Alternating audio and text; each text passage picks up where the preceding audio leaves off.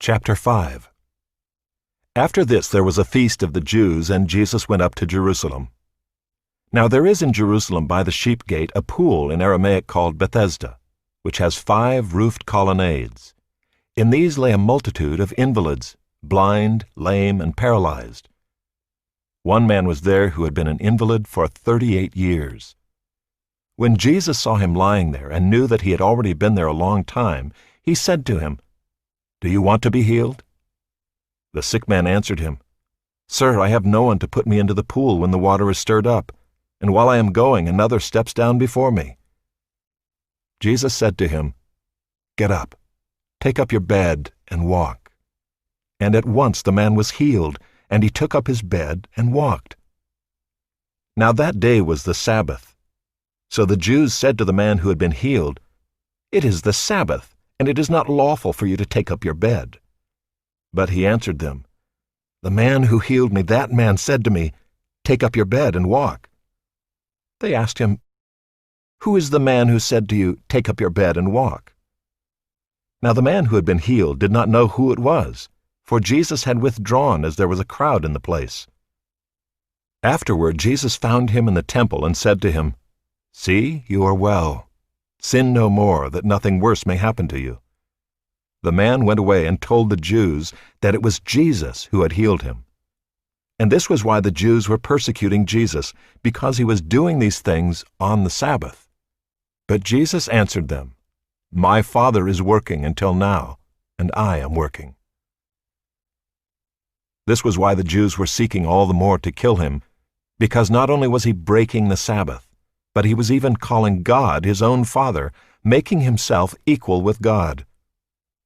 So Jesus said to them, "Truly, truly, I say to you, the Son could do nothing of his own accord, but only what he sees the Father doing. For whatever the Father does, that the Son does likewise. For the Father loves the Son, and shows him all that he himself is doing. And greater works than these will he show him, so that you may marvel. For as the Father raises the dead and gives them life, so also the Son gives life to whom he will. The Father judges no one, but has given all judgment to the Son, that all may honor the Son just as they honor the Father. Whoever does not honor the Son does not honor the Father who sent him. Truly, truly, I say to you, whoever hears my word and believes him who sent me has eternal life. He does not come into judgment, but has passed from death to life. Truly, truly, I say to you, an hour is coming and is now here, when the dead will hear the voice of the Son of God, and those who hear will live. For as the Father has life in himself, so he has granted the Son also to have life in himself.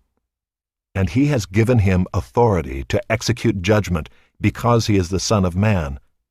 Do not marvel at this, for an hour is coming when all who are in the tombs will hear his voice and come out, those who have done good to the resurrection of life, and those who have done evil to the resurrection of judgment. I can do nothing on my own. As I hear, I judge, and my judgment is just, because I seek not my own will, but the will of him who sent me. If I alone bear witness about myself, my testimony is not deemed true. There is another who bears witness about me, and I know that the testimony that he bears about me is true. You sent to John, and he has borne witness to the truth. Not that the testimony that I receive is from man, but I say these things so that you may be saved. He was a burning and shining lamp, and you were willing to rejoice for a while in his light.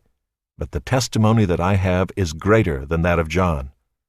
For the works that the Father has given me to accomplish, the very works that I am doing, bear witness about me that the Father has sent me. And the Father who sent me has himself borne witness about me. His voice you have never heard, his form you have never seen, and you do not have his word abiding in you, for you do not believe the one whom he has sent. You search the Scriptures because you think that in them you have eternal life. And it is they that bear witness about me, yet you refuse to come to me that you may have life. I do not receive glory from people, but I know that you do not have the love of God within you. I have come in my Father's name, and you do not receive me. If another comes in his own name, you will receive him. How can you believe when you receive glory from one another, and do not seek the glory that comes from the only God? Do not think that I will accuse you to the Father. There is one who accuses you, Moses, on whom you have set your hope. For if you believed Moses, you would believe me, for he wrote of me. But if you do not believe his writings, how will you believe my words?